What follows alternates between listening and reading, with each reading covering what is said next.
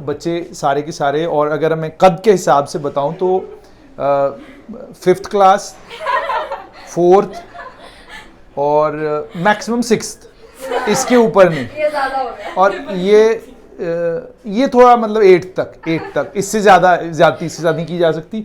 और ये जो बालक यहाँ पर है, बालक इधर आओ, ये जो बालक आपको नजर आ रहा है, मैक्सिमम खुद तुम्हें क्या लगता है जब आईना देखते हो कौन सी क्लास लगती है? 12th। ना तो आप ह्यूमैनिटीज? Yes sir. क्या परसेंटेज आई? 95.6। 95.6। और आप? अभ्या शर्मा। कितने परसेंटेज? 97.8। 97.8%। आपका? सुहानी लंगर। सुहानी लंगर, क्या परसेंटेज? 92। 92। इन्वेस्टिगेशन होनी चाहिए कि आखिरकार ये छोटे छोटे बच्चे 12th में आए कैसे? सर 9th के बाद तो लॉकडाउन ही लग गया था, 2 साल पता नहीं किधर गए। हाइट उतनी ही रही, दिमाग तेज होता रहा बस। ये आशीष सर हैं, मुलाकात करें। इनसे आपकी डिटेल्ड गुफ्तगू जल्दी करवाएंगे। आज 12th का रिजल्ट निकला हुआ, 12वीं कक्षा के बच्चों का आज रिजल्ट निकला है। और जैसा रूटीन है कि इस बार भी आशीष सर के बच्चों ने बहुत अच्छा परफॉर्म किया, इसके लिए आपको बहुत बहुत बधाई। Thank you, thanks a lot, thank you so much. कितने खुश हैं आज आप? जैसे हर साल होता हूँ वैसे ही दिस टाइम अगेन। मतलब आपको पूरा यकीन था? यस, बिल्कुल यकीन था। और इतना नहीं था कि मैंने सोचा था 96 तक जाएगा cut off, but 97.8 top most result. आप बात करें ह्यूमैनिटीज और कॉमर्स की बात कर रहे हैं हम, या science, non medical, non? No, it's only exclusively for humanities and commerce streams. C3 Institute is known for that. Humanities में 80 नंबर आ जाते थे ना, तो आधे मोहल्ले को लड्डू बांटा किया करते थे। 80 तो बहुत ज़्यादा बता दी मैंने, 60 नंबर भी आते थे तो खुशी का ठिकाना नहीं होता था। और मेरे साथ सुरेंद्र सागर सर हैं। सर मी सुनाओ सच्ची गल है कि जिसले अपने जमाने दी मैट्रिक पास होंदा हा किन्नी खुशी होंदी। हाँ भाई ग्रां च कोहने मैट्रिक पास 3rd डिवीजन करनी ना ते टोली सत्ते सवेले आई जंदा हा, बजी जंदा हा। ते हुण ते मी चवाद लगदा है जिस वेले घरा च बच्चियां वो 95% या 98% नंबर लेई आउंदियां ना, ते मैं आखेआ यार कोहा ताईं बाकी आह्ले ताईं किश बचेआ जां नहीं। तो आपने सुन लिया, इन्होंने कहा कि अब अगर बच्चे जब 95-98% लाते हैं तो हैरानगी होती है। और ये बात सच है कि एक टाइम था वो कि जिस टाइम 10th में अगर आप पास होते थे तो घर में बाज़ाब्ता ढोलिया बुलाया जाता था, ढोल बजाया जाता था और पूरे मोहल्ले को सुनाया जाता था कि भाई हमारा बच्चा जो है वो मैट्रिक में पास हुआ है। आपको तो मुझे नहीं लगता, आपको मुझे तो अनुभव नहीं है उस दौर का, क्योंकि हम थोड़ा उस दौर के बाद के का प्रोडक्ट हैं। As far as my result is concerned, I have scored in class 12th 96%, and after finishing up with our class 12th graduation में मेरे थे कोई 93%। then PG में हमारा रहा था थोड़ा कम स्कोर था 78, बिकॉज मेरी मैडम है यहाँ पे miss Bhavana, she is a gold medallist in M.Com only, उसका रहा था टॉप रिजल्ट, दैट वाज। आपकी मैडम समझ में नहीं है? आपकी धर्मपत्नी? आई मीन टू से धर्मपत्नी भी है, even she is the managing director who is running classes of. नहीं, इनडायरेक्टली यानी आप ये कहने की कोशिश कर रहे हैं कि आपके जो मार्क्स बहुत अच्छे आने वाले थे उन पर असरअंदाज हो गई ये जो मेहनत दूसरी वाली हो रही थी। कह सकते हैं आप। तो हमने कहा चलो जी वुमेन्स फर्स्ट, आप ही ले लो कुछ ना कुछ, हमने ले लिया बहुत। चलिए वुमेन्स फर्स्ट। तो मैं थोड़ा हैरान हुआ था जब मैं आया, क्योंकि ये बच्चे सारे के सारे, और अगर मैं कद के हिसाब से बताऊं तो 5th क्लास, 4th और मैक्सिमम 6th, इसके ऊपर नहीं। ये ज़्यादा हो गया। और ये थोड़ा मतलब 8th तक, इससे ज़्यादा नहीं की जा सकती। और ये जो बालक यहाँ पर है, बालक इधर आओ, ये जो बालक आपको नजर आ रहा है, मैक्सिमम खुद तुम्हें क्या लगता है जब आईना देखते हो कौन सी क्लास लगती है? 12th। ना ये यकीन नहीं आता। तुम्हें खुद यकीन आता किसी को मैं 12th में हूँ? आता। ये कमजोरी की वजह क्या है? मैं सच बता रहा हूँ, जब मैं 12th में था और मैंने मॉडल एकेडमी जब मैंने ज्वाइन करा तो मुझे आज भी वो 12th की क्लास याद है। मेरे बहुत सारे कलीग्स, साथी, क्लासमेट्स देख रहे होंगे। जब मैं क्लास में एंट्री मारी तो दाढ़ी थी, मूछें थी, तो मुझे एक लंबे वक्त तक वो अंकल कहते थे, चिढ़ाते थे लंबे वक्त तक क्लास में मेरे क्लासमेट्स, क्योंकि मेरी मूछें थी, दाढ़ी थी।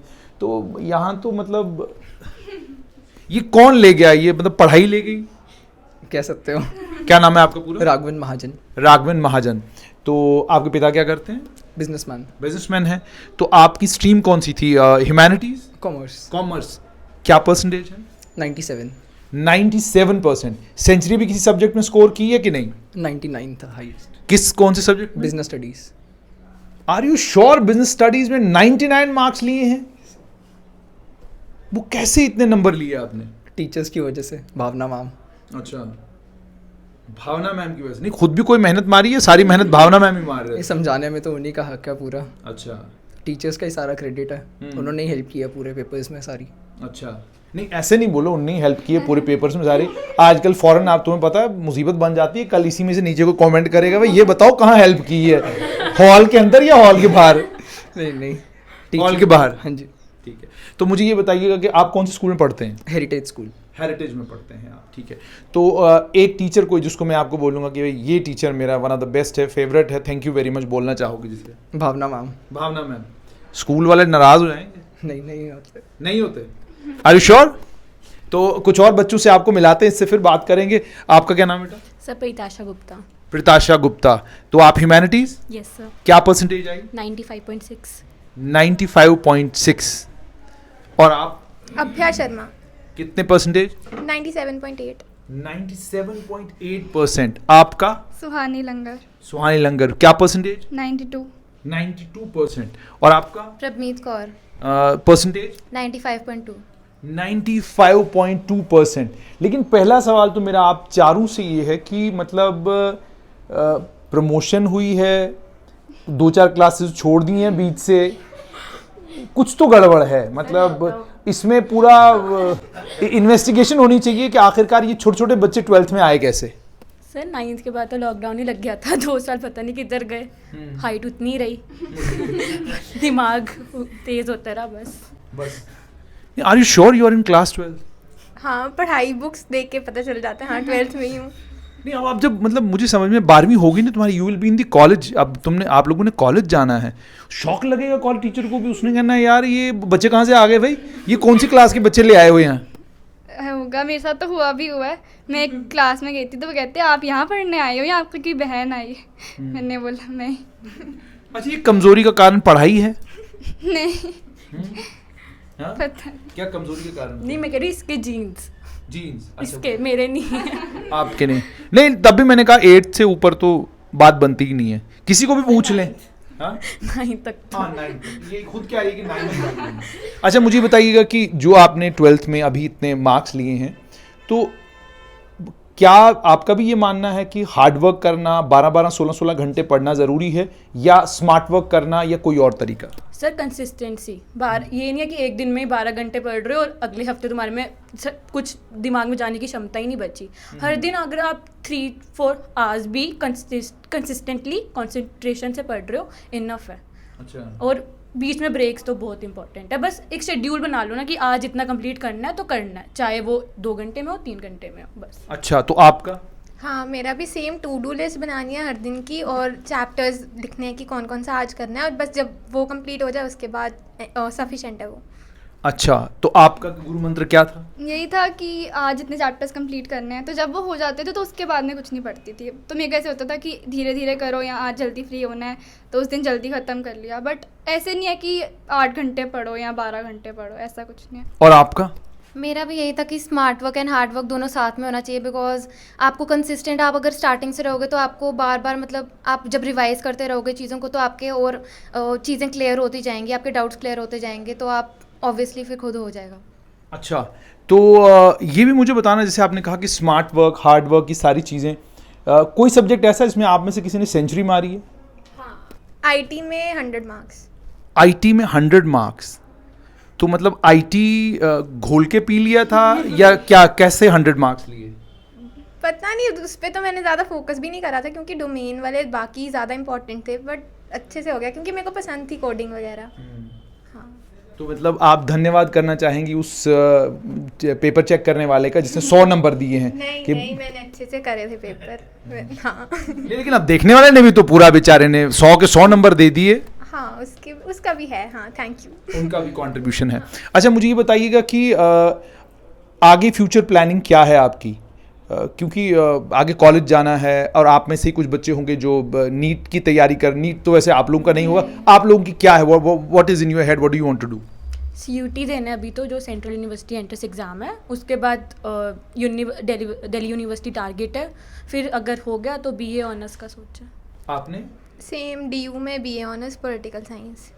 आपने? मुझे लॉ परस्यू करना है। कहाँ से? BR अम्बेडकर यूनिवर्सिटी, वो CUET के अंडर ही है, BR अम्बेडकर यूनिवर्सिटी है कहाँ पे? दिल्ली। दिल्ली में। और आपने मैंने आगे इकोनॉमिक्स ऑनर्स परस्यू कर कहाँ से? DU से ही करना, CUET के प्रिपेयर कर रहे हैं बस।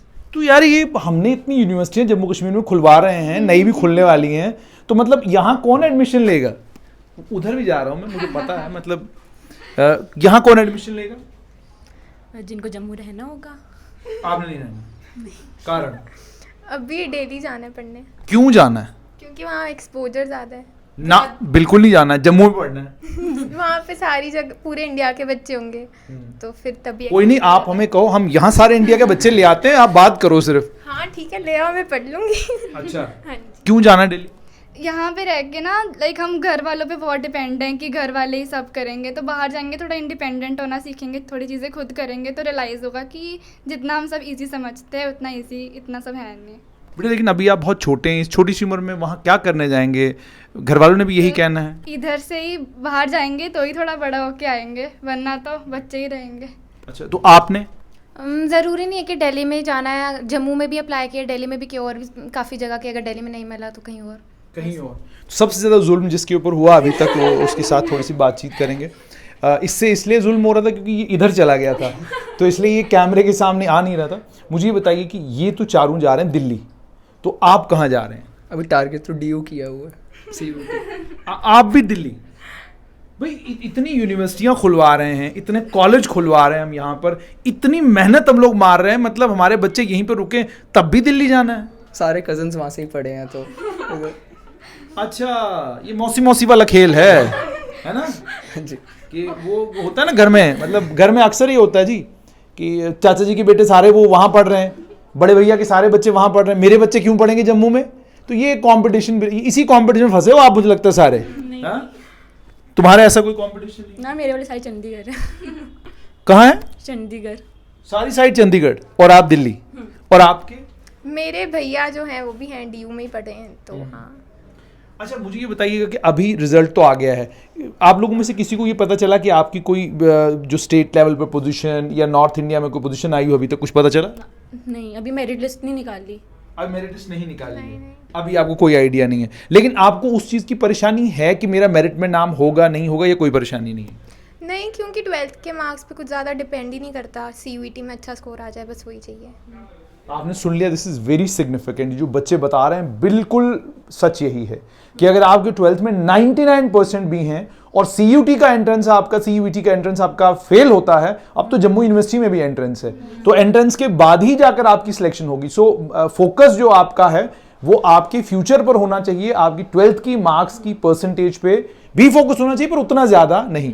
प्रेशर था कोई दिमाग के ऊपर? घर वाले 24 घंटे कहते थे, देखो मौसी के बेटे के इतने परसेंट आए, तुम्हारे इतने नहीं आए, मेरी नाक कट जाएगी। घर वालों ने तो कभी भी नहीं बोला पढ़ने के लिए। बोला ही नहीं? उनने क्या कहा? कभी कुछ नहीं बोलते थे, मैं खुद ही कर लेता था। खुद ही कर लेते थे? हाँ जी। कोई प्रेशर नहीं था? कोई पीर प्रेशर, तुम्हारा भाई अच्छा कर गया, तुम्हारी बहन अच्छी कर गई, कोई इस तरह का? नहीं, कोई प्रेशर नहीं। क्योंकि वो खतरनाक टॉर्चर होता है कि अगर तुम्हारे घर में तुम्हारा कोई भाई है और वो बहुत बढ़िया कर गया है, तो that is an added pressure on your head. तो ऐसा कोई प्रेशर था तुम्हारे ऊपर? नहीं, कुछ भी नहीं। कुछ भी नहीं। फ्यूचर क्या है, प्लानिंग क्या है? अभी तो पहले BCom ऑनर्स करूँगा UG में, फिर PG में MBA करके। उसके बाद अभी सोचा नहीं, जॉब करेंगे। कोई सिविल सर्विसेज का ख्याल नहीं? नहीं। क्यों? सोचा ही नहीं है कभी। सोचा ही नहीं कभी सिविल सर्विसेज के बारे में? ऐसे भी प्राणी होते हैं जी, सिविल सर्विसेज के बारे में नहीं सोच रहे, और ही इज फिक्सेटेड कि भाई मैंने MBA करना है और उसके बाद देखेंगे जिंदगी का और क्या करना है। अच्छा, मुझे बताओ, तुम्हारे ऊपर कोई पीर प्रेशर, कोई भैया अच्छा कर, आप में से किसी के ऊपर कोई प्रेशर था? भैया बहना किसी का? मतलब कोई आपसे काबिल था ही नहीं घर में, या था कोई और आप उसको बोलना नहीं चाहते? टेंशन नहीं ली उस चीज़ को लेके, आगे उसके तो उसने मेहनत करी, अगर हमारे आगे हमने मेहनत करी। कोई था? नहीं वैसे। था, मेरे भैया थे, वो भी DU से पढ़े और उनका 98 आया था इको में, तो प्रेशर था। प्रेशर नहीं था, वो मेरे को गाइड करते थे और हाँ हेल्प भी करते थे, प्रेशर बिल्कुल नहीं। हमने तो सुना है भाई लड़ते ही रहते हैं, गाइड करने वाला काम तो पहली बार सुन रहे हैं। कैसे गाइड कर रहे थे ये बताओ? बस बताते थे कि कैसे पढ़ना है, और सर के की टेस्ट में हर एक टेस्ट देना है और अच्छे से पढ़ाई करनी है। अच्छा, तो जो जितने सारे बच्चे आपको देख रहे हैं, क्योंकि आज because it's the big day for all of you, आपका रिजल्ट आया हुआ है, एंड आई कैन अंडरस्टैंड, जब हमारा रिजल्ट आता था तो उस दिन हमें सिर्फ सेलिब्रेट करना होता था। तो और साथ में ये भी है कि जिस एज ग्रुप में आप हैं, इस एज ग्रुप में you have to learn a lot, अभी बहुत कुछ और सीखना है। तो आज के दिन को कैसे सेलिब्रेट करने जा रहे हैं? सर अभी गए थे दोस्तों के साथ लंच करने, तो वहीं से ट्यूशन में इंटरव्यू वगैरह दिया है, अभी घर जाएंगे, इतने रिश्तेदार वगैरह आए हैं बस। और आप? हाँ सिमिलर ही, घर पे अभी काफ़ी ज़्यादा रिश्तेदार आए हैं, सब उनके साथ जाऊंगी, फिर बाहर डिनर करने जाएंगे। बस डिनर पे बात खत्म हो जाएगी? आज के दिन की बात, फिर आगे का बाद में। तो CUT है ना, कॉलेज निकल गया फिर तो मज़े ही है शायद। फिर अच्छे वाली पार्टी। और आपके? सर हम साथ ही गए थे अभी घर अच्छा, जाके मतलब ये कोई गैंग है इकट्ठी? ये गैंग है जी पूरी, ये सारे ब्राइट हैं और सारे इकट्ठे ही हैं। अच्छा आप जरा थोड़ा सा इधर आए। आपने? घर जाके पहले तो पेरेंट्स से अच्छा सा कोई गिफ्ट मांगूंगी कि अच्छे मेहनत करके मार्क्स आए। पक्का आईफोन मांगना बस, और इससे नीचे कुछ नहीं, it should be iPhone. Yes it would be. ठीक है, मतलब देखिए सजेशन अच्छा दे रहा हूँ मैं, क्योंकि अब बच्ची ने 12th में बहुत अच्छे मार्क्स लिए हैं, ग्रेजुएशन करनी है और सोशल मीडिया का ज़माना है और सब कुछ मोबाइल के ऊपर है। She deserves an iPhone because बहुत अच्छी परसेंटेज लाई है। अच्छा दूसरा मुझे ये बताइए, आप में से इंस्टाग्राम फेसबुक के ऊपर सभी हैं या कोई भी नहीं है? हूँ दोनों में। आप? मैं नहीं हूँ इंस्टाग्राम। मैं सब में हूँ। सब में? अच्छा आप हैं, ठीक। और आप? इंस्टाग्राम पे। आप इंस्टाग्राम पे। और आप? सब पे सारे सोशल मीडिया हैंडल्स पे। तो ये पूरे 12th के टाइम में सोशल मीडिया हैंडल्स भी पूरे आप इस्तेमाल कर रहे थे या संन्यास ले रखा था? ज़रूरी थे वो भी, वो क्यों जरूरी थे? माइंड रिफ्रेश होता था। अच्छा, मतलब ज्ञान की गंगा बह गई, उसके बाद फिर माइंड रिफ्रेश करने के लिए यू यूजिंग इंस्टाग्राम। ठीक है, तो जो बच्चे आपको देख रहे हैं, you want to give some suggestion, जो बच्चे आपको देख रहे हैं जिन्होंने आप 12th करना है, what suggestion would you want to give them? I would like to tell them कि कंसिस्टेंट रहो स्टार्टिंग से ही, एंड काफ़ी हार्ड वर्क करो, बिकॉज मतलब आपको अपना टारगेट भी अचीव करना चाहिए। आप जो सेट करो वही टारगेट अचीव करो, एंड हार्ड वर्क करते रहो, एंड टीचर्स पे भरोसा रखो। अपने आप पे भी आपको कभी हार नहीं माननी है, बिकॉज कभी कभी लो पॉइंट्स आते हैं ऑब्वियसली, कभी ऐसे जब आपको कम मार्क्स आते हैं, पर आपको हार नहीं माननी है एंड आपको हार्ड वर्क करते रहना चाहिए। और आप? पढ़ाई को एज अ प्रेशर मत लो कि यार मुझे पढ़ना है। मैं सीरियसली बता रहा हूँ, जिस टाइम ये बच्चा ज्ञान दे रहा है ना, मतलब मैं इतना दुखी हो रहा हूँ कि मतलब 6th-7th में इसको 12वीं का ज्ञान देना पड़ रहा है। हाँ तो मतलब इतना ऐसे प्रेशर मत लो कि यार पढ़ना पड़ेगा, जब नहीं मन करता तब बंद कर दो, नेक्स्ट डे तुम ज़्यादा tell me honestly, you are in 12th class? पक्की बात है? पेपर दे दिए। तुम्हारा ही रिजल्ट है ना? हाँ पापा भी यही हो रहे थे, चेक कर ले। नहीं, पक्का आपका रिजल्ट है? Are you sure? भाई ये है आशीष सर? हाँ जी बिल्कुल। पक्का ही 12th में है? ठीक है, फिर ज्ञान दो। तो एज ए प्रेशर मत लो, एंड मतलब तुम ये मत करो कि मेरे को इनको दिखाने के लिए करना है, तुमको अपने आप को सेटिस्फाई करने के लिए करना है जो भी तुम पढ़ोगे, एंड सही गाइडेंस लो, रॉन्ग इन्फ्लुएंस के अंदर मत रहो। रॉन्ग इन्फ्लुएंस के अंदर रहो। और आप? जो 10 दिन में बोलते हैं, यूट्यूब पे काफ़ी वीडियोस आती हैं कि 10 दिन में पढ़ लो सब कुछ हो जाएगा, वैसे नहीं होता, कंसिस्टेंट रहना पड़ता है, पूरे साल पढ़ाई। सुनो, यूट्यूब की वीडियो पे विश्वास मत करना, वही कह रही है ना? That's what you are saying. Please don't trust YouTube videos, and I am also saying the same thing. जब आप यूट्यूब पर भी जाते हैं, वहां पर भी कंटेंट को छांटें, वहां पर भी कंटेंट को देखें, उसके बाद जाकर कंटेंट पढ़ें। ये बच्ची बहुत इंपॉर्टेंट बात बता रही है, इसको पूरा सुने। हाँ जी, तो पूरे साल अच्छे से पढ़ाई करनी है, और जो भी टेस्ट होते हैं उनको सीरियसली लेना है, ऐसे नहीं कि हाँ इसमें नहीं पढ़ूंगी एंड में पढ़ लूँगी, वैसे कुछ नहीं होता। और इतने सीरियसली नहीं लेने 12th के मार्क्स, इतना लाइफ इस पर डिपेंड नहीं करती, अपने एंट्रेंस को भी ज़्यादा इंपॉर्टेंस दो। अपने एंट्रेंस को भी इंपॉर्टेंस दो। और आप? यही कि स्टार्ट जल्दी कर लो, चाहे स्लो करो, बट कंसिस्टेंट रहो। ये नहीं कि नहीं अब नहीं, एंड में देख लेंगे, वो 1 शॉट वीडियो देख लेंगे यूट्यूब के, वो तुम रखो कि रिवाइज करना है, सब पढ़ लिया 1 शॉट में रिवाइज कर लेंगे, उसमें मदद होती है। और यही कि एंट्रेंस में भी साइड बाय साइड करते रहना। हमने ध्यान नहीं दिया तो अब CUT का वो कर ही रहे अब, बट हाँ एंट्रेंस के भी ऑब्जेक्टिव बेस ज़्यादा देखना, क्योंकि CUT में तो ऑब्जेक्टिव बेस ही आने हैं। अच्छा, एक दिक्कत होती है बहुत बड़ी, जब आप 12th में बहुत अच्छे मार्क्स लाते हैं ना, तो ये दुख मतलब मैंने भी झेला है। जब आपके 12th में बहुत अच्छे मार्क्स आते हैं ना, तो पूरा मोहल्ला कहता है, पहले हमारे टाइम में ना, आज से 10, 12, 14 साल पहले, वो कहते थे यार ये लड़का तो MBBS पक्का, इसकी सीट निकल गई, ये तो इंजीनियरिंग में पक्का। और उसके बाद जब रिजल्ट आता था तो मुंडी नीचे करके हम मोहल्ले में घूम रहे होते थे, तो मोहल्लेदार को जाके पूछते भाई क्या हुआ, वो लिस्ट निकली है, तुम्हारा नाम नहीं देखा हमने। तो फिर नीचे होता है यार ये पता नहीं किस कैसे इसने 12वीं में इतने नंबर ले ली, ऐसा तो फेल हो गया यार, इसका एमबीबीएस का एंट्रेंस क्वालिफाई नहीं हुआ। तो वो एक टाइम एक प्रेशर होता था। तो ये प्रेशर आपके ऊपर भी है इस तरह का कि मान लो 12th में तुम्हारी बहुत अच्छी परसेंटेज है और हमारे इंटरव्यूज हो रहे हैं, सब कुछ हो रहे हैं, और 6 महीने बाद पता चले DU में एडमिशन नहीं हुई, CU में एडमिशन नहीं हुई, जम्मू यूनिवर्सिटी में एडमिशन नहीं हुई। हाँ, ये तो बहुत प्रेशर है। अच्छा सा कॉलेज चाहिए, वही मेन है, उसके ऊपर 3 साल डिपेंड करते हैं आगे वाले। तो तुम्हारे पर भी प्रेशर है? Are you sure? तुम इधर आया करो यार, बिकॉज इसको बीच में रखो, बिकॉज ये ऐसे ही गायब हो रहा है। तो मतलब प्रेशर है? हाँ थोड़ा बहुत है, कितना? थोड़ा बहुत ज़्यादा भी नहीं, कितना फिर भी? थोड़ा सा है। मतलब इस चीज़ का कि आप कोई कॉलेज मिलना चाहिए, कोई अच्छी यूनिवर्सिटी मिलनी चाहिए, ठीक है। मतलब आपके टाइम में तो मोहल्ले वाले कम परेशान करते हैं ना, हमारे वाले में ज़्यादा करते थे। हमारे वाले में टाइम में ये होता था, मोहल्ले की एक आंटी होती थी जो खिड़की के पास आके पूछती थी, ये आपके लड़के ने एंट्रेंस दिया तो क्वालिफाई हुआ कि नहीं हुआ? तो घर वाले बड़े प्यार से बोलते थे, नहीं एंट्रेंस दिया था, इस बार नहीं हुआ, अगली बार हो जाएगा। तो 12वीं में बड़े नंबर ले लिए थे इसने, फिर भी नहीं हुआ, कमाल हो गया ये तो, ठीक है। फिर वो मोहल्ले की आंटी जाके पूरे सारे मोहल्ले को सुना देती थी क्या कि यार इनका लड़का तो 12वीं में बड़े अच्छे नंबर लाए थे, लेकिन बेचारे का एंट्रेंस रह गया, बड़ा अफसोस हुआ मुझे, ऐसा होता था। तो आपके भी कोई हैं इस तरह के लोग? सर होते हैं, क्योंकि उन्हें पता नहीं होता, वो अपने टाइम का सोचते हैं कि उनकी टाइम की चीज़ें अभी भी चल रही हैं, बट आजकल कितना अलग हो गया, जैसे एंट्रेंस होएगा, ये तो कहीं काउंट भी नहीं होते पहले। सबसे अलग तो ये हो गया कि 6th वाली बच्ची 12th के पेपर दे रही है। नहीं, बोलो बोलो। हाँ, तो अब मतलब बहुत चेंज हो गया। हमारे पेरेंट्स को भी इनफैक्ट इतना पता नहीं था हमारे लिए, तो वही अब जैसे जो टीचर्स वगैरह वही करते थे कि आपको ये फॉर्म भरना है, ये भरना है, तो उनसे ही help so that pressure is there on your head. होता ही है। अच्छा, अब मुझे एक जिफी में ना, व्हाट्स योर प्लान, क्या बनना है future, what do you have in your head? पहले ऑनर्स कंप्लीट करनी है, फिर मास्टर्स भी, फिर उसके बाद अगर जॉब लग गई तो अच्छी बात। सिविल सर्विसेज के का कोई ख्याल है? मतलब कि पूरा उसमें माइंड नहीं रखा हुआ, बट अगर DU मिल जाता है फिर तो नहीं सिविल सर्विस करनी। आपने? हाँ, मेरे को BA ऑनर्स करनी है, पहले पॉलिटिकल साइंस में, उसके बाद सिविल सर्विसेज में ट्राई है। Very good. आपने? मैं पहले लॉ परस्यू करूँगी, फिर मैं जुडिशियल पेपर्स दूंगी। लॉ परस्यू करेंगे, जुडिशियल पेपर्स। ग्रेट। और आप?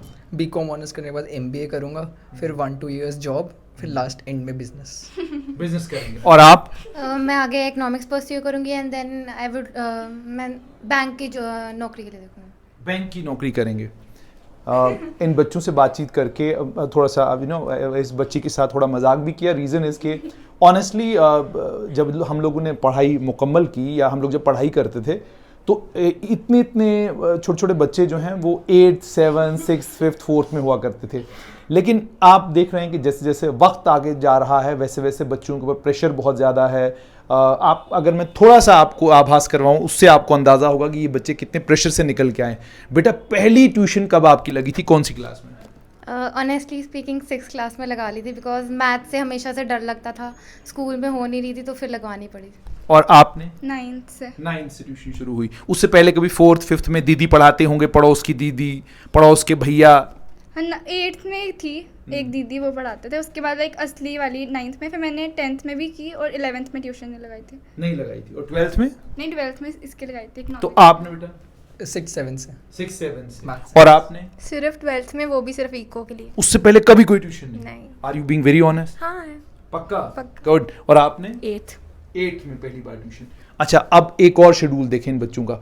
आप स्पोर्ट्स की कितनी एक्टिविटीज़ में हैं, को करिकुलर एक्टिविटीज़ में होती थी, उसके लिए क्या टाइम होता था घर पे आपके? स्पोर्ट्स में नहीं, मैं बट को करिकुलर एक्टिविटीज़ में थी, सिंगिंग एंड पेंटिंग। तो मुझे स्टेट लेवल अवार्ड्स भी मिले हैं काफ़ी, पेंटिंग एंड सिंगिंग दोनों में। And I have participated 12th में ही, मतलब इंटर स्कूल कॉम्पिटिशन्स में भी पार्टिसिपेट किया है, स्कूल में भी काफ़ी मिले हैं। तो मैंने दोनों को ट्राई किया कि बैलेंस रखूँ, कि कोई ज़्यादा नहीं होना चाहिए, कोई कम नहीं होना चाहिए। और आपने? मैं मस्तोगिडू प्लेयर हूँ, नेशनल लेवल। मैंने आपको क्या बोला, मतलब I can just guess about these children कि जब मैं इनके कद देखता हूँ, इनकी फिजिक देखता हूँ, तो आई कैन जस्ट गेस कि ये बच्चे कितने स्ट्रगल और कितने, and I am telling you honestly कि इतनी स्ट्रगल हम लोगों ने बिल्कुल नहीं की है। कोई प्रेशर नहीं होता था, कोई ट्यूशन का प्रेशर नहीं। और ऑनेस्टली बताऊं, हमारे यहाँ तो हमारे अब्बा हमें कहा करते थे, पिताजी कहा करते थे कि बेटा नालायक बच्चे ट्यूशन पढ़ते हैं, तुम तो लायक हो, तुम्हें क्यों ट्यूशन पढ़नी है। ये उस टाइम एक मानसिकता थी, सोच थी। हालांकि ये धारणा भी गलत है। ट्यूशन बहुत ज़रूरी है, आपका ट्यूटोरियल बहुत ज़रूरी है अगर आपको कंपटीशन में रहना है। उस टाइम लिमिटेड कंपटीशन था, आज कंपटीशन बहुत ज़्यादा है। अब एक और बच्चा, इससे सुनते हैं। तो बेटा आपका क्या था?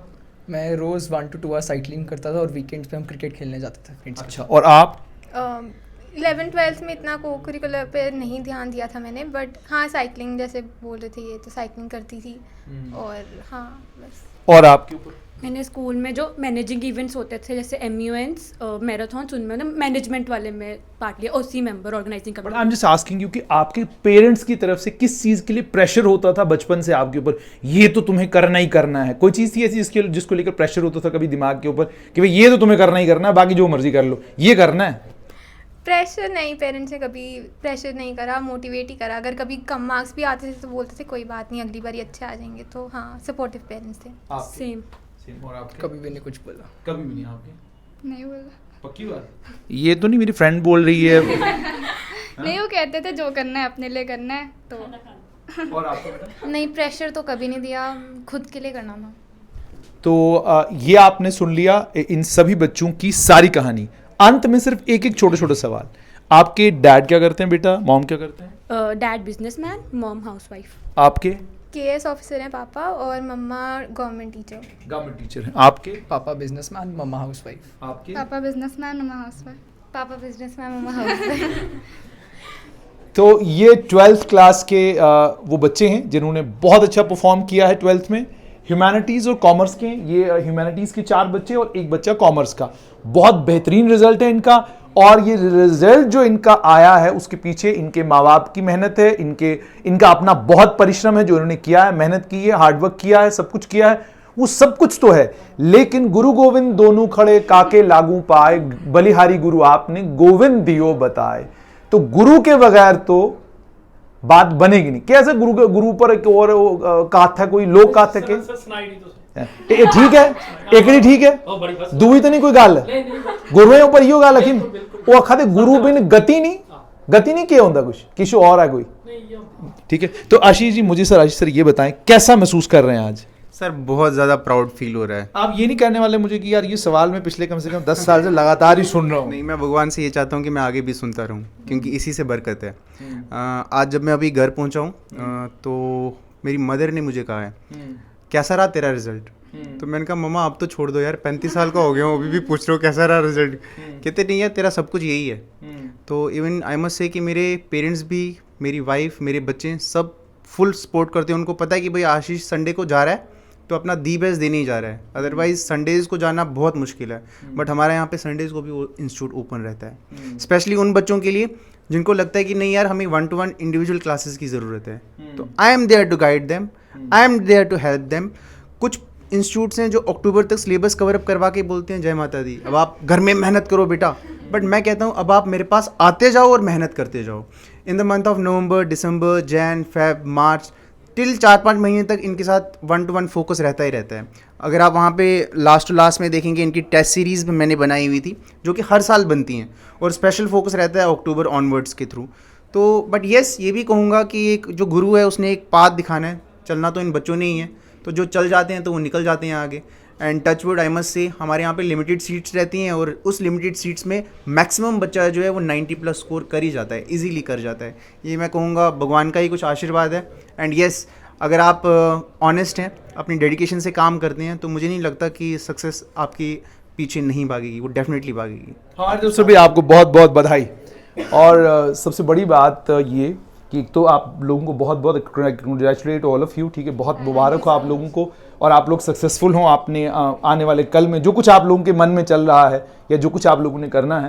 भगवान, अल्लाह, वाहिगुरु, जिसको भी आप मानते हैं, जीसस क्राइस्ट आपको कामयाब करे और आप अपने अपने फील्ड में कामयाब हों। लेकिन आशीष जी जिस समुदाय से आते हैं, बहुत सम्मान, बहुत ज़्यादा सम्मान मेरे मन में इस समुदाय के लिए। उसका कारण ये कि आप कटकर जब कहीं से आते हैं, आप जब लुटकर कहीं से आते हैं, आप जब सब कुछ अपना लुटवा कर अपना घर अपना बार अपने सामने बर्बाद होता हुआ देखते हैं, और उसके बाद जब आप वहां से निकल कर आते हैं और उसके बावजूद ना अपना हौसला, ना अपनी हिम्मत, ना अपनी मेहनत, ना अपनी लगन, कोई चीज आप नहीं छोड़ते, और उसी विश्वास, उसी यकीन के साथ आप दोबारा से मेहनत करना शुरू करते हैं और बनना शुरू करते हैं, तो फिर आप आशीष सर बनते हैं।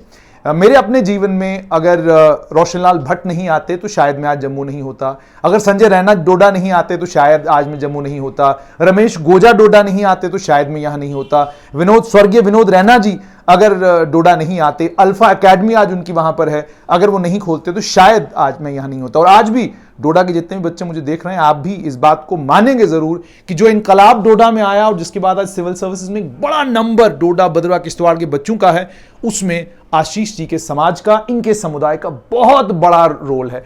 जितना हम इनका धन्यवाद करें उतना कम है। तो आशीष सर की क्लासेस हैं, मैंने आपको जैसे बोला कि हम कमर्शियल कोई चीज़ नहीं करते, लेकिन ये आशीष सर की कॉमर्स कोचिंग क्लासेस हैं। मेरी भी आपसे विनम्रता पूर्वक आग्रह यही रहेगा कि अगर इनके जैसा बनना है तो आशीष सर से संपर्क साधना जरूरी है।